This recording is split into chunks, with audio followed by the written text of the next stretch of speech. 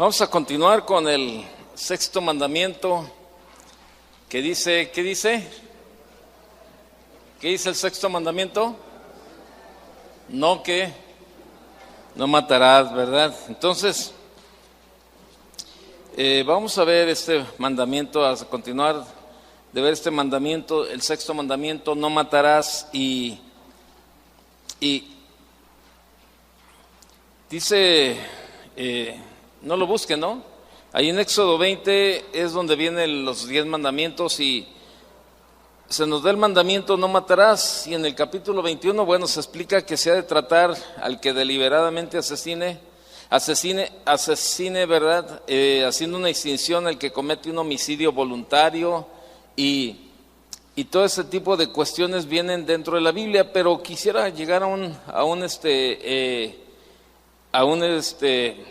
un punto, por ejemplo, dentro de este mandamiento también, de toda la diversidad que tiene el no matarás. Bueno, vemos también, por ejemplo, de los casos de la vida diaria, de la vida práctica. ¿Qué me dice, por ejemplo, de actuar en defensa propia? Bueno, vamos a ver qué dice la Biblia, ¿no? Vemos ahí que ¿se acuerda cuando Jesús fue ahí en Getsemaní, llegaron los soldados y eran dos, ellos llegaron con espadas y todo ese tipo de cosas, y Pedro también sacó la espada, ¿se acuerda? Y entonces, sin embargo, Jesús le llamó la atención, por decirlo de esa manera, a Pedro, ¿no? Entonces, pero los discípulos de Jesús andaban armados, fíjese. Sacó la espada, ¿no? Pedro ahí sacó la espada y le cortó la oreja. ¿Cómo se llama?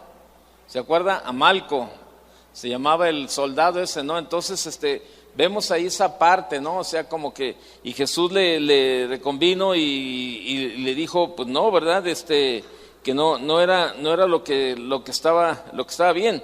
Y vemos ahí algunas cuestiones, como en Romanos capítulo 13 se estableció la cuestión de la ley, de la autoridad, perdón, que dice que ahí en Romanos 13, porque los magistrados no están para infundir temor al que hace el bien, sino al malo. ¿Quieres pues no temer a la autoridad? Haz lo bueno y tendrás alabanza de ella, porque es servidor de Dios para tu bien. Pero si haces lo malo, teme, porque no en vano lleva la espada, pues es servidor de Dios, vengador para castigar al que hace lo malo. Entonces, el gobierno nos dice el apóstol, ¿verdad?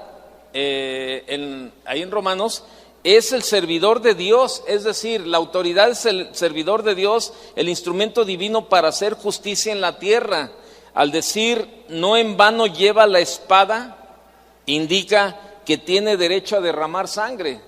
Añade que bajo ese poder divino es vengador para castigar al que hace lo malo. Entonces, el deber de todo gobierno, fíjese bien, el deber de todo gobierno, entonces, es proteger al inocente y justamente castigar al delincuente de acuerdo a la gravedad de su crimen, ¿sí? Vemos ahí, pues, el ejemplo de Jesucristo, cuando Él reconoce los derechos del gobierno civil, cuando fue detenido por los soldados ahí en el huerto de Getsemaní. Jesús silenciosamente se sometió a las autoridades, a pesar de que en esa ocasión la espada civil, que eran los romanos, ¿sí?, estaba sirviendo a los intereses de los magistrados viles. O sea, había corrupción, toda la vida eran los romanos, ¿se acuerda? Entonces reconoció que todo gobierno obtiene su autoridad de Dios. Ahí en Juan capítulo 19, verso 11, anótelo nada más, cuando dice, ninguna autoridad tendrás sobre mí si no te fuese dada de arriba. Toda autoridad ha sido puesta ¿por quién? ¿Por quién? Por Dios. Pero también, o sea, Él se sometió a la autoridad.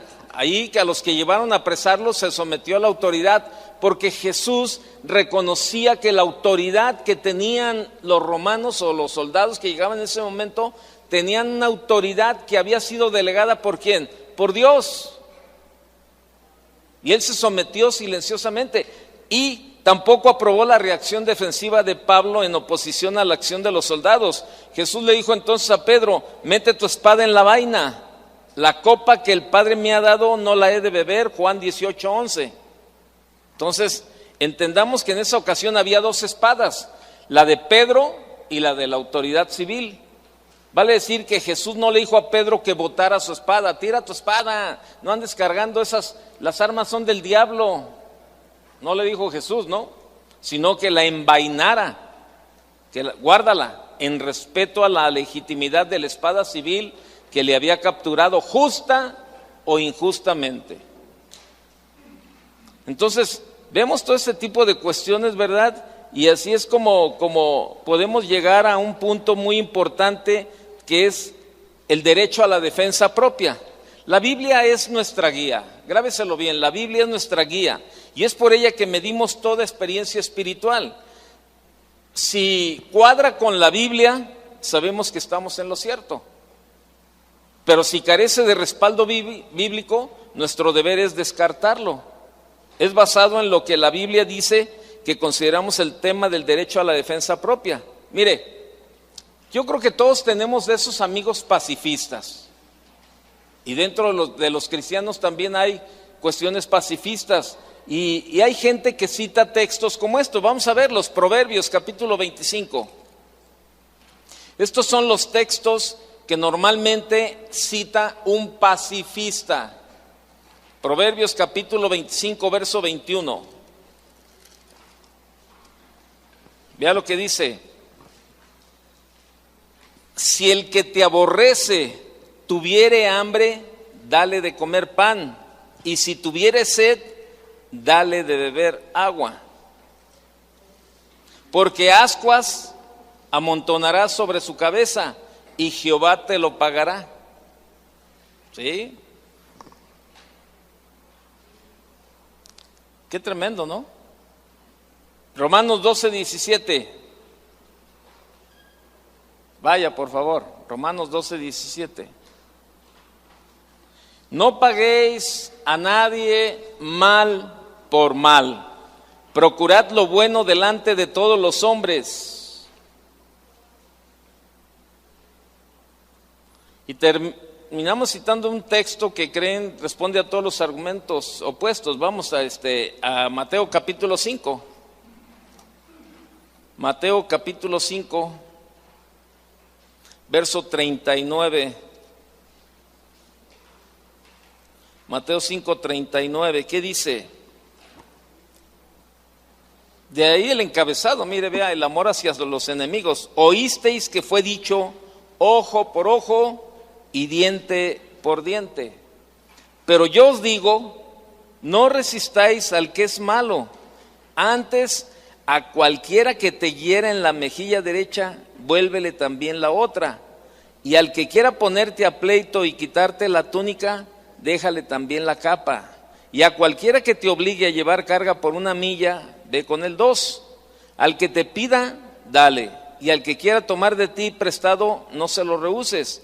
Oísteis que fue dicho, amarás a tu prójimo y aborrecerás a tu enemigo.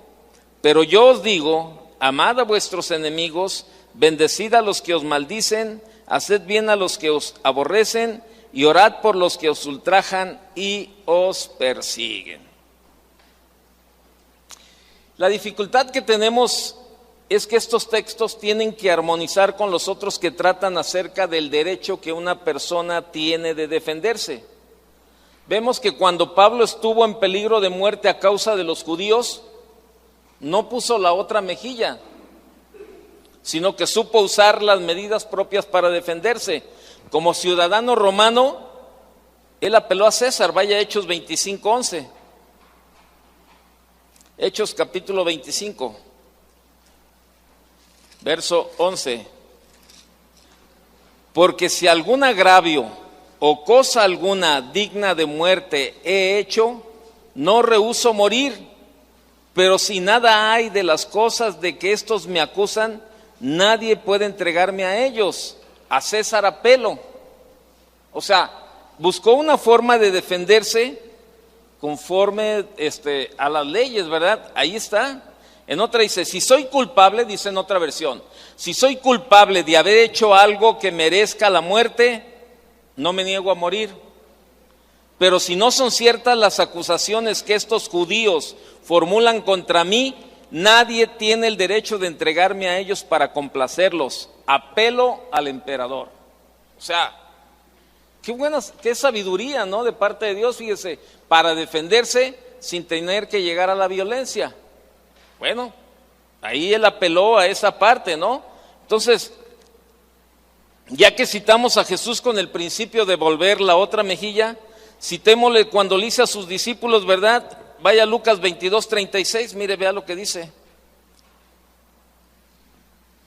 Lucas 22:36. Lucas capítulo 22, verso 36, dice, está hablando ahí Jesús, ¿verdad?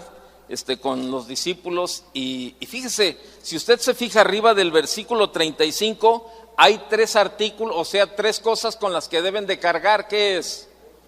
Bolsa, alforja, ¿y qué más? Y espada. Vea lo que dice el 36, y les dijo, pues ahora el que tiene bolsa, tómela, y también la alforja, y el que no tiene espada, venda su capa, ¿y qué? Y compre una. Dijo esto cuando advertía a los discípulos acerca de lo que estaba por acontecer. Jesús le dijo esto a los discípulos porque estaba por acontecer lo de su muerte en la cruz. Claramente, si usted se observa también, parece que está indicándoles que tienen el derecho a defenderse, ¿sí o no? Es lo que le está indicando ahí. Y con ese fin, que se compraran espadas al que no la tuviera, ¿sí? Déjenme platicarles la historia de un hombre. Es un caso real. Esto sucedió allá en América del Sur, allá en Uruguay. Este hombre, ¿verdad? Se fue a vivir allá para Montevideo. Y este hombre iba con la necesidad o con el encargo o con la carga, con el deseo de llevar el evangelio al ver la necesidad de los más perdidos en aquella tierra, en Montevideo. Y tanto le impactó a este hombre ese deber que decidió ir al barrio más terrible de la ciudad para evangelizar a los rufianes, a los bandidos y a las prostitutas. Y en el medio de ese barrio había una iglesia abandonada, seguramente a causa del tipo de la sociedad que la rodeaba. La iglesia se encontraba abandonada. Cuando este hombre, ¿verdad?, llega a ese lugar junto con su esposa, no le importó el peligro, pero por si acaso, dentro de su equipaje, este hombre guardó un revólver, una pistola. Los vecinos, cuando este matrimonio llegó ahí al barrio pues los vecinos se maravillaban al ver el semejante valor de la pareja. Oye, qué valor, la verdad, de venir aquí a un lugar lleno de maleantes, lleno de rufianes, prostitutas, todo eso, ¿verdad? Y especialmente porque varios de los delincuentes que vivían en ese edificio medio derrumbado que estaba junto a la iglesia abandonada, ¿verdad? Pues se daban cuenta. Y también porque este hombre y su esposa no eran hombres corpulentos, eran de estatura baja y delgados, que no asustaban a nadie. O sea, no, su figura física no impactaba a nadie como para decir, ay, híjole, pues el cuate impone cada vez que lo ven. No, al contrario, ¿no? Eran pequeños, eran delgados y su aspecto pues no intimidaba a nadie, menos a los groseros, a los malhechores y a todos aquellos que dominaban esa área. Bueno, pasaron varios días y este hombre notó que por el patio de la iglesia los maleantes lo utilizaban como una vía de escape cuando los perseguían. Y entonces este hombre determinó cerrar esa parte de la iglesia, determinó cerrarla y con la ayuda de un grupo de jóvenes que comenzaban a reunirse en otra iglesia, levantaron una muralla y eso molestó a todos los delincuentes y decidieron echar al atrevido pastor de la iglesia y del barrio. Entonces una madrugada la pareja despertó, ¿verdad?, escuchando que alguien se había metido ahí a la iglesia. Y este hombre, acordándose que había guardado una pistola en su equipaje, fue y la tomó. Y valientemente este hombre salió al encuentro. Cuando escuchó los ruidos salió al encuentro, y era lo último que esperaban los ladrones, que al verlo con su arma, ¿verdad?, apareciera. Y estos salieron corriendo, pero dentro de los que salieron corriendo, uno ya no pudo escapar, y este hombre, el pastor, llegó y lo arrinconó con la pistola en la mano y le dijo: pues, manos arriba, levanta tus manos. Y ante el reto de la pistola, pues el delincuente pues no tuvo otra cosa que obedecer. El pastor llamó a la esposa y le dijo: avísale a la policía. Y mientras esperaban, el pastor empezó a predicarle a aquella congregación a una sola persona, al delincuente. Y este hombre le empezó a decir: estás arruinando tu vida, escúchame, te hablo bien claro, a menos que cambies, vas a podrirte en la cárcel. Y está peor, dice, está peor todavía, estás en camino al infierno donde nunca podrás escapar y donde te quemarás para siempre como castigo de Dios por todos los crímenes que has cometido. Quiero que sepas que hay un mejor camino, uno que te hará un hombre decente, y ese camino se encuentra Jesucristo. Y a punta de la pistola siguió predicándole hasta que llegó la policía y se lo llevó. Por todo el barrio, por toda la zona de por ahí, corrió la noticia de cómo este pequeño hombre de Dios, ¿verdad?, ese pequeño pastor todo flaco y delgado y todo eso, ¿verdad?, era lo suficiente grande y valiente como para retar a los delincuentes. Estos maleantes y delincuentes curiosos comenzaron a llegar a la iglesia y Dios empezó a obrar en el corazón de todos ellos. Los ladrones, los malhechores, las mujeres de la noche y la gente del barrio comenzaron a responder al llamado de Cristo. No solamente fueron limpiados, sino también fueron transformados. Este pastor comenzó a llevar cursos con ellos y así comenzaron a estudiar la palabra, y todos estos hombres fueron rescatados y fueron ganados para el Señor en aquella zona. Y todo comenzó precisamente por el pensamiento de alguien. Cuando entraron estos ladrones y estos delincuentes a la iglesia, ¿qué era lo más elemental del pastor? Que protegiera a su familia, ¿sí o no? Eso era lo más elemental. Y yo creo que cualquiera de ustedes lo haríamos. Cualquiera, si tuviéramos algo, a lo mejor y estamos oyendo que alguien se está metiendo, pues levantamos y cuando menos, ¿verdad?, ahí aventamos un tiro al aire para que la gente se espante. Pero ¿qué pasaría si este hombre, si este pastor hubiera disparado el revólver y hubiera matado a un ladrón? ¿Hubiera hecho bien o mal? Estamos hablando de no matarás. Se meten los ladrones a medianoche a su casa, el pastor va por la pistola, la mayoría corre y detiene a uno. ¿Qué hubiera pasado si el pastor, este hombre, el que se quedó, saca la pistola o saca algo y el pastor tiene que disparar y matarlo? ¿Hizo bien o hizo mal?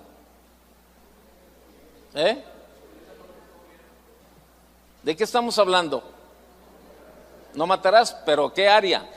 En defensa propia. ¿Hizo bien el pastor en haber guardado una pistola en su equipaje al llegar a un rumbo así?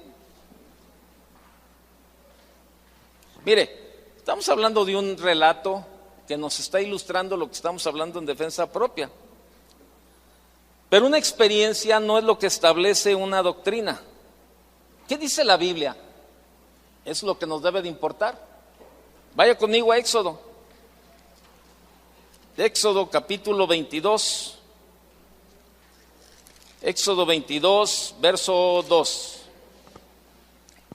Usted me dice, ¿ya lo tiene? ¿Ya lo tienen todos? No creen que estoy, mira, el pastor nos está incitando a que nos levantemos en armas. No. Por eso luego se distorsionan. Mire, vea lo que dice el verso 2.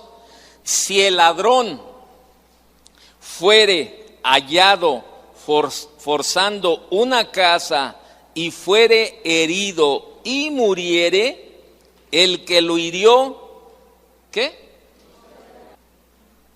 La Biblia habla. Mire, a veces uno piensa, no voy a hablar mal del gobierno, yo nada más quiero hablar lo que la Biblia dice, pero a veces uno piensa que todos esos, la Suprema Corte, todos esos, ¿cómo le llaman los qué? De la Suprema Corte, los ministros de la Suprema Corte que se reúnen y que hacen sus juntas maratónicas y que están estudiando y que están haciendo y que sacan cosas así, uno dice, oye, qué sabios, que eso. No es cierto. ¿Sabe qué? La Biblia tiene todo ese tipo de cosas. La Biblia tiene este tipo de principios. Allí está. Aquí está el derecho a la defensa propia. Verso 3. Pero si fuere de día, el autor de la muerte será reo de homicidio. El ladrón hará completa restitución. Si no tuviere con qué, será vendido por su hurto. ¿Por qué? ¿Por qué cambia la situación de noche y por qué cambia la situación de día? En otra versión dice, si se mata al ladrón a plena luz del día, su muerte se considerará homicidio. ¿Por qué cambia? De noche, pues ahí está. ¿Sabe por qué? Porque en la noche es muy difícil saber las intenciones de una persona.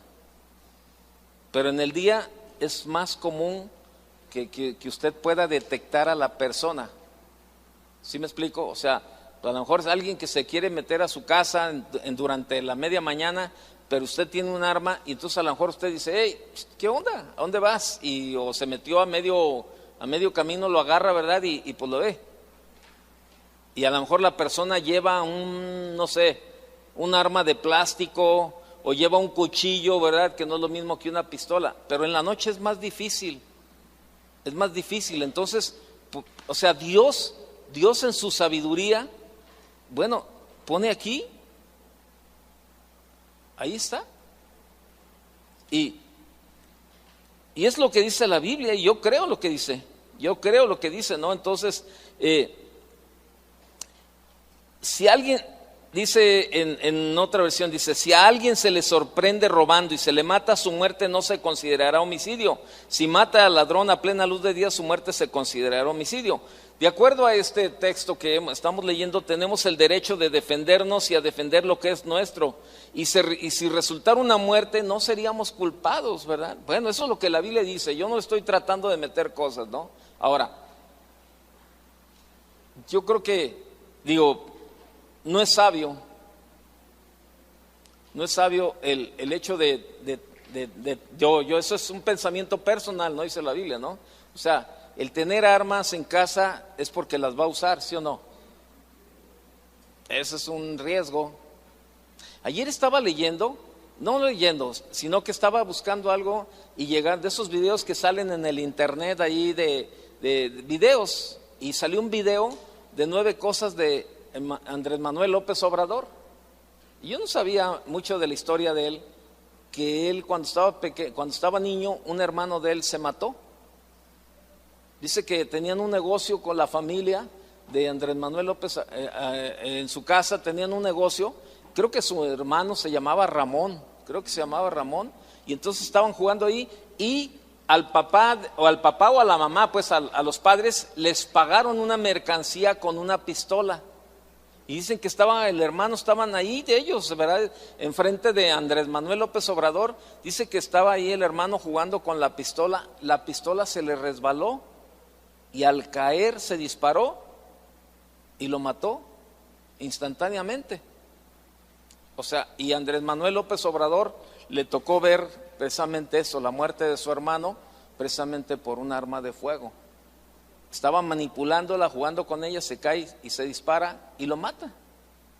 Y como de eso, yo creo que todos tenemos alguna historia escuchada o conocida de gente, de familias que han perdido la vida, algunos de sus hijos, por un arma de fuego. Pero aquí ya es donde entra el libre albedrío. A lo mejor algunos de ustedes en su casa tienen arma. Bueno, eso ya es cuestión de gustos y de decisiones. Entonces, por eso cambia la cuestión, ¿no? Por ejemplo, por eso en el día, esa defensa tiene ciertos límites. Si es a la luz del día que alguien viene a quitarnos lo que nos pertenece, bueno, tenemos el derecho de defender lo nuestro, pero no a matar al ladrón, puesto que lo podemos identificar y dejar entonces que sea la ley quien lo juzgue. A lo mejor usted dice, no, pero ni hace nada, entran y ya mañana anda libre. Ese ya es problema de la ley, ya no es problema de nosotros. Por eso mucha gente se detiene de ir a levantar la denuncia. A mí me han robado 2 veces mi mochila con mi computador y con un montón de cosas y me dicen, ve y denuncia. ¿Qué me gano? Al contrario, voy a perder más, pierdo mucho tiempo y no gano nada. Muchas veces sabemos que las mismas autoridades están involucradas con este tipo de cosas. Entonces, son cuestiones, pero eso es lo que la Biblia dice, ¿no? En otras palabras, la vida de todo hombre, sea bueno o malo, la vida de todo hombre es sagrada.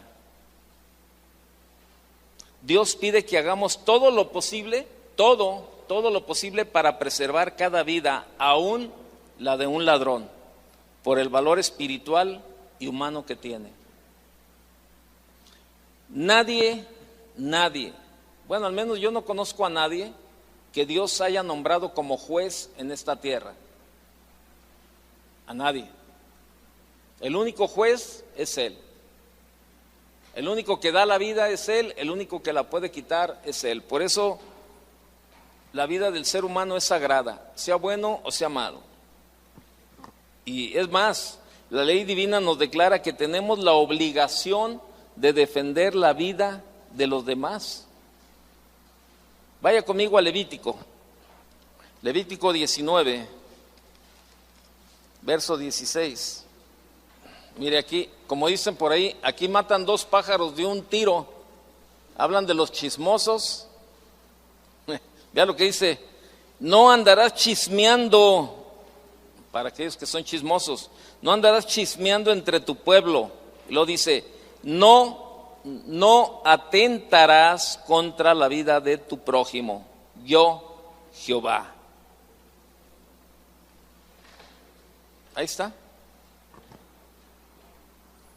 Entonces, no te pondrás contra la sangre de tu hermano, dice una versión antigua, de tu prójimo. Entonces, amar a nuestro prójimo como nos pide Jesús, ciertamente implica proveerle protección. Mire, si de verdaderamente amáramos a nuestro prójimo, pues si mi prójimo me amara, pues no buscaría hacerme daño a mí, al igual que yo, ¿no? ¿Y qué me dice de las famosas batallas, de las guerras? Eso es algo que mucha gente ahí como que se detiene y no alcanza a captar el por qué Dios permitió tanta gente que matara, ¿no? Y incluso hasta muchos se hacen la pregunta, ¿será nuestro Dios un asesino? En el Antiguo Testamento, usted lo ha visto y lo hemos leído varias veces, tiene muchísimos relatos de matanzas masivas a cuenta de las acciones de Dios. ¿Será posible acusar a Dios de homicida por todas esas matanzas? Como algunos incrédulos lo hacen. Algunos incrédulos dicen sí. Dijimos al principio que el significado del mandamiento no matarás en hebreo es no asesinarás. Fíjese cómo cambia la palabra. El principio, el significado del mandamiento no matarás en hebreo es no asesinarás, y da a entender una muerte no justificada. Una muerte no justificada. Entonces, para acusar a Dios de homicida, se hace referencia al diluvio, por ejemplo, ahí en Génesis capítulo 6, y a la destrucción mediante fuego de Sodoma y Gomorra. También usted ha leído que mandó a los israelitas a destruir pueblos enteros, incluyendo ancianos, mujeres y niños. Y además de que dio la orden de dar a muerte a Acán y a su familia entera, mató a Ananías y a Zafira, etcétera, etcétera, etcétera. Podríamos decir que esas acciones suyas no solo eran arbitrarias, sino sin razón y sin justificación. Y sin justificación. Mire, teológicamente este tipo de muerte se trata bajo el tema de los actos retributivos de Dios. Actos retributivos. Estos son los actos retributivos de Dios. ¿Cómo es esto? Se usa la idea de la venganza de Dios a cuenta del pecado humano. Y hay unos cuantos textos bíblicos que así lo explican. Vamos a ver algunos. Son de los actos retributivos de Dios. Isaías 1:24. Si no lo alcanza a leer, nada más anótelo y ya usted después los busca. Isaías 1:24. ¿Qué dice Isaías 1:24? Dice lo siguiente: por tanto, dice el Señor, Jehová de los ejércitos, el fuerte de Israel, Ea, tomaré satisfacción de mis enemigos, me vengaré de mis adversarios. Pues, ¿dónde está pues aquello de no matarás? ¿Qué me dice del capítulo 6, 61? Isaías 61, verso 2. Isaías 61, verso 2. A proclamar, dice el Espíritu de Jehová, el Señor está sobre mí, lo dice el verso 2, a proclamar el año de la buena voluntad de Jehová y el día de la venganza del Dios nuestro. El día de la venganza del Dios nuestro. Capítulo 63, verso 4. Porque el día de la venganza está en mi corazón y el año de mis redimidos ha llegado. El día de la venganza de Jehová. Jeremías 46:10, vaya conmigo por favor. Dice: mas ese día será para Jehová Dios de los ejércitos día de retribución,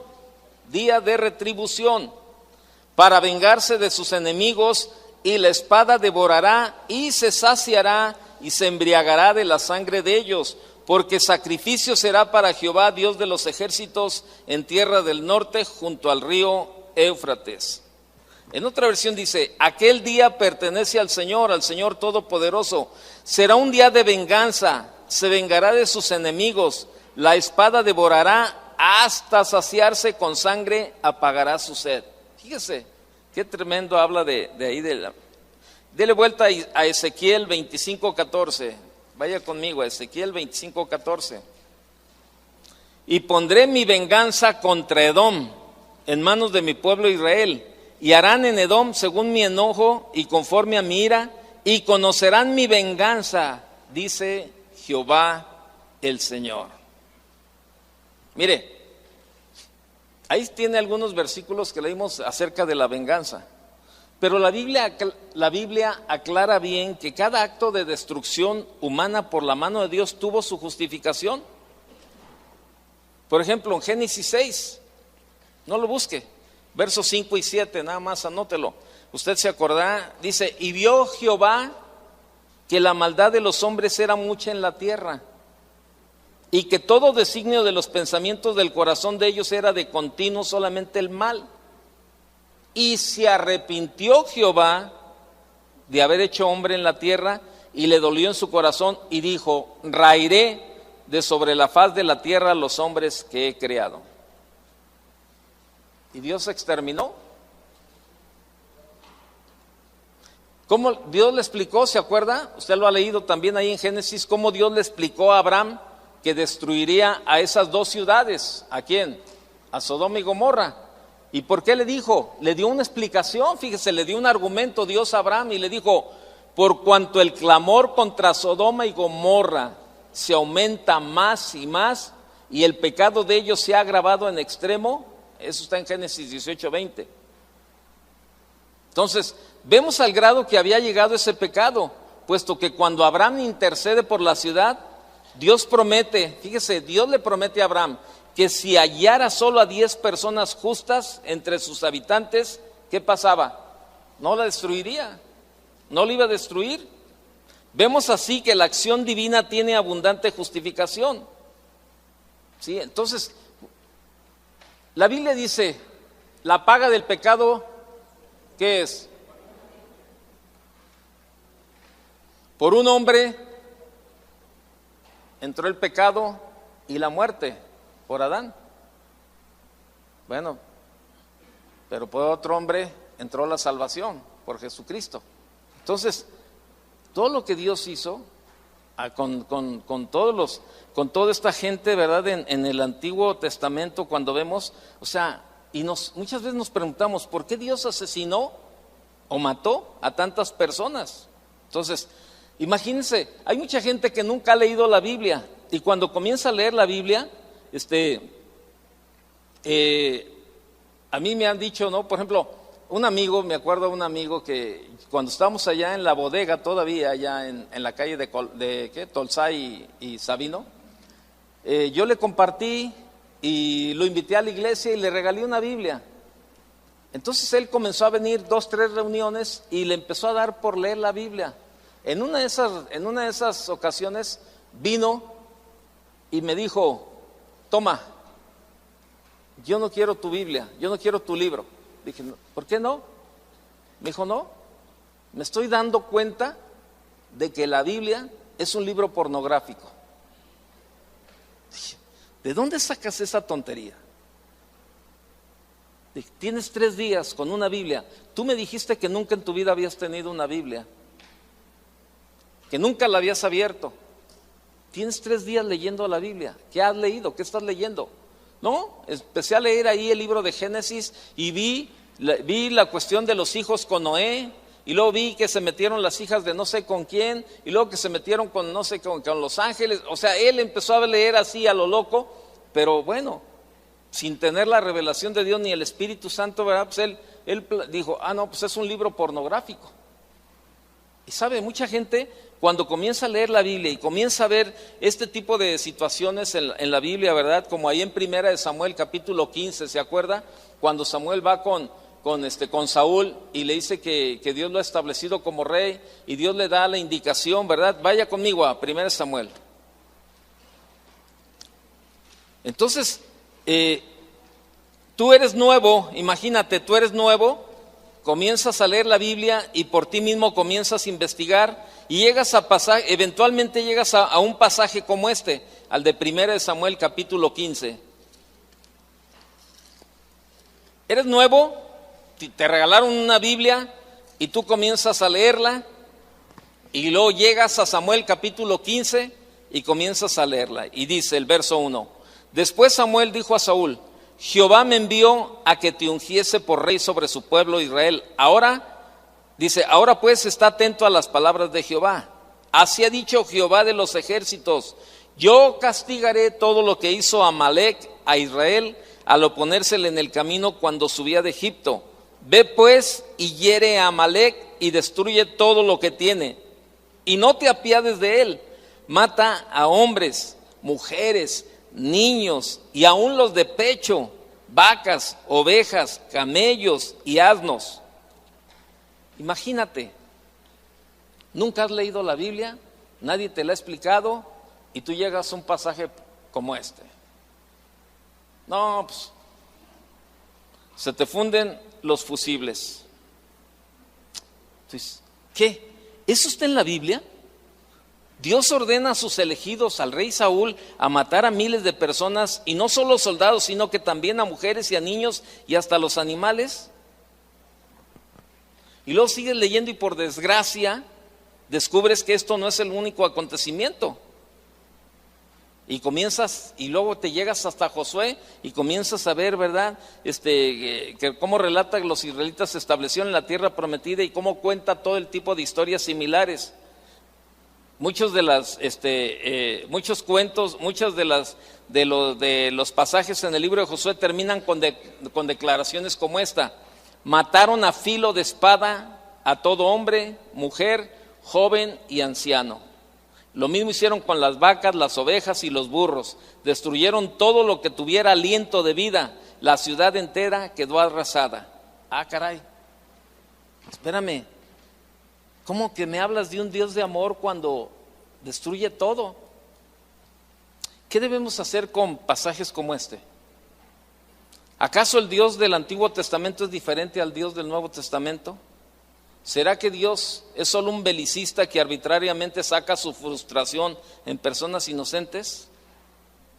Y podemos estar ahí dándole vueltas, y probablemente a lo mejor tú ya tienes tiempo leyendo la Biblia, pero sin embargo no entiendes esa parte. No, yo no entiendo, o sea, cómo Dios manda matar a todos, a las mujeres, a los niños, todo eso. Mira, esto tiene mucha similitud con tu vida espiritual. Dios nos dice que matemos todo el pecado de nuestra vida. Todo. Y puede ser que tengas pecados adultos que ya tienen años ahí contigo, que tengas pecados adolescentes que tienen poco tiempo, o que tengas pecados nuevos recién nacidos. Si tú te fijas, hay una cierta similitud en lo espiritual con lo físico. ¿Por qué Dios te manda que quites todo, que destruyas todo el pecado, que hagas a un lado de tu vida todo el pecado? ¿Por qué? Porque si tú no quitas de tu vida todo el pecado, alguno de ellos va a volver a cobrar fuerza y te va a volver a cobrar la factura. Espiritualmente tiene sentido. O sea, ¿qué pasó con toda esta gente? Toda esta gente, los amalecitas y todos los enemigos, le hicieron la vida imposible a los israelitas. Estaban cansados, estaban todos allí y todo eso, y sin embargo, ¿sabes qué? Llegaba el ejército, los enemigos, y se zumbaban al ejército de Dios. No tuvieron temor de Dios, no tuvieron respeto por Dios. Sabían que era el ejército, que era el ejército de Dios, el ejército de Israel. Sabían que estaban bajo la cobertura de Dios y no les importó a los enemigos meterse contra ellos, se metieron contra Dios. Por eso cuando comienza el libro de Josué, en el capítulo 1 le dice Dios a Josué: nadie te podrá hacer frente en todos los días de tu vida. Como estuve con Moisés, estaré contigo. Nunca te dejaré ni te desampararé. ¿Por qué le dijo nadie te podrá hacer frente? Porque Dios iba a ir al frente de Josué. Ningún enemigo iba a poder hacerle daño a Josué, porque Dios iba a ir al frente de él. Cuando Josué se sale de la cobertura de Dios y no consulta a Dios para ir a las peleas, ¿se acuerda? Se lo surtieron. Pero ¿sabe por qué? ¿Por qué Dios termina con todo eso? Porque todos los ejércitos, los amalecitas, todos los feos, ¿se acuerdan? Los heteos, los fereceos, los jebuseos, todo eso, nadie tuvo respeto por Dios. Ahora bien, en los tiempos de los reyes y en los tiempos que vemos, conforme mataban más gente, el poder de Dios se hacía más se hacía más fuerte, o sea, se hacía más manifiesto. ¿Se acuerda cuando llegaron aquellos espías a la casa de Rahab y le dijeron, hemos escuchado todas las hazañas de tu Dios, o sea, todo lo que Dios había hecho? O sea, eso hacía que se levantara el poder y el temor de los enemigos a Dios.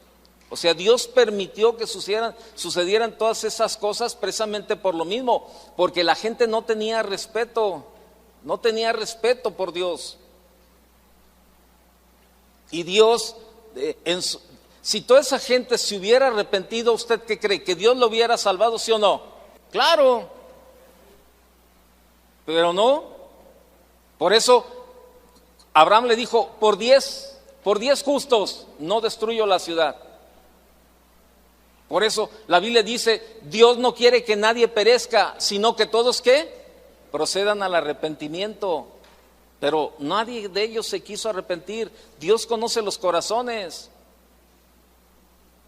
Y bueno, ¿cuántas personas a nuestro alrededor, jóvenes, a lo mejor más jóvenes que nosotros, ya han muerto? Tú dices, híjole, es que estaba bien joven y se fue. Ay, híjole, creo que ya me pasé. Estoy tan emocionado con... Bueno, ahí nos vamos a quedar y dele una leída y una pensada y continuamos este punto la semana que entra. Que Dios le bendiga.